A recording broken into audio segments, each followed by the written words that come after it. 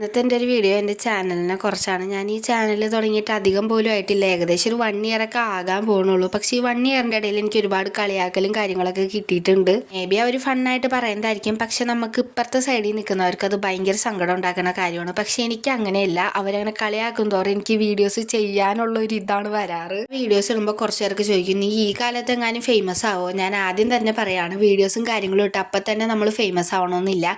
ഇതിൻ്റെ പുറകെ തന്നെ കുറേ കഷ്ടപ്പാടും കാര്യങ്ങളും ഉണ്ട്. വീഡിയോസ് എടുത്ത് എഡിറ്റ് ചെയ്ത് വോയിസ് ഓവർ കൊടുത്ത് ഇപ്പോൾ നമ്മൾ വോയിസ് ഓവറൊക്കെ കൊടുക്കുമ്പോൾ തെറ്റിപ്പോവും.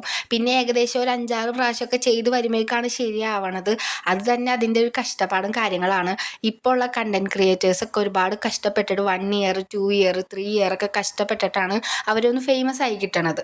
അല്ലാതെ നമ്മൾ വീഡിയോസും കാര്യങ്ങളും ഇട്ടിട്ട് വേഗം തന്നെ ഫേമസ് ആവണമെന്ന് പറഞ്ഞു കഴിഞ്ഞാൽ അത് നടക്കണ കാര്യമേ അല്ല.